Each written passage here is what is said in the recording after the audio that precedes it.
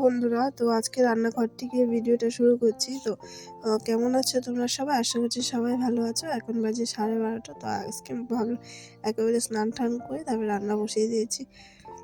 তো দেখতে পেলে এখানে লাউ কেটে নিয়েছি, জিরা, তেজপাতা, শুকনো লঙ্কা ফোড়ন দিয়েছি আর 2-3টা লঙ্কা ফাটিয়ে দিয়েছি। আজকে করব মুগ ডাল দিয়ে লাউ ঘন্ট।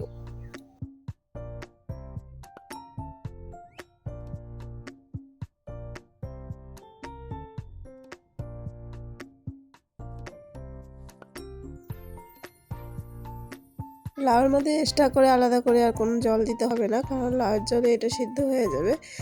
তো চলো এখন একটু হলুদ না সরি লবণ দিয়ে একটু ঢেকে রেখে দিব। সিদ্ধ হলে তারপরে আবার ঢাকনা উঠে নাড়াচাড়া করব।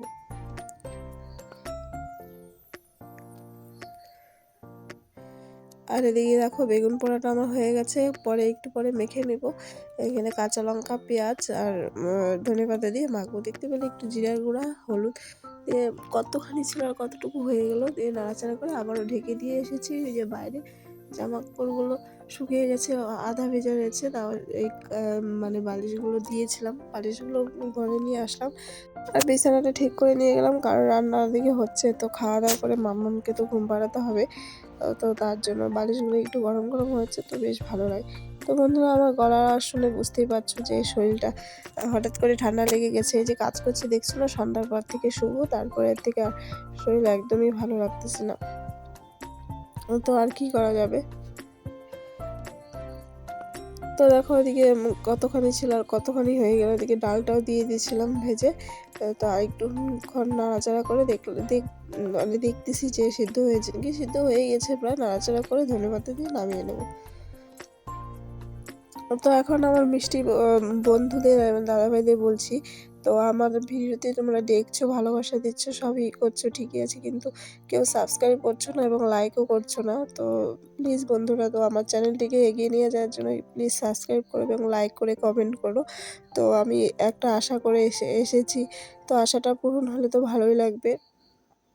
তো তোমাদের সাহায্য ছাড়া তো আমি এগোতে পারবো না। প্লিজ দয়া করে আমার চ্যানেলটিকে সাবস্ক্রাইব এবং আমাকে চ্যানেলটিকে এগিয়ে নিয়ে যেতে সাহায্য করো। তো দেখো এদিকে আমার ঘন্টাটাও হয়ে গেছে, আর এদিকে দেখো আমি বেগুন পোড়াটা মেখে নিব। তো আজকে দুপুরে খাওয়াটা কিন্তু ভালোই হবে।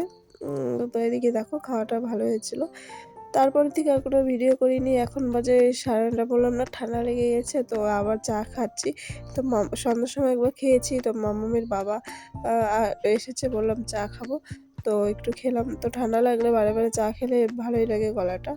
তো এদিকে দেখো মাম্মাম ক্যামেরার সামনে এসে কথা বলছে, ওর পুতুল দেখাচ্ছে, তাই ভাবছি যে একটা আশা নিয়ে এই প্ল্যাটফর্মে নেমেছি। তো এদিকে মাম্মাম মোবাইলের নেশাও হয়ে যাচ্ছে, ও বারে বারে ক্যামেরার মধ্যে আসছে, তো ভালো করতে যে আবার খারাপ হবে কিনা তাই ভাবছি।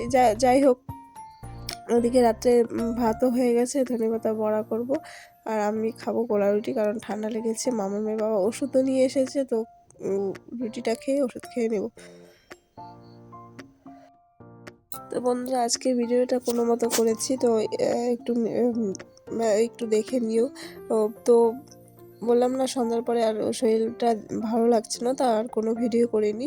তো তারপরে আমি গোলারুটি করে নিয়েছি আমার জন্য, আমি খেয়ে ওষুধ খেয়ে নিব। তো চলো আজকের মতন টাটা, এবং সবাই সুস্থ থেকো, ভালো থেকো। দেখা হচ্ছে আবার অন্য একটি ভিডিওতে। Good night.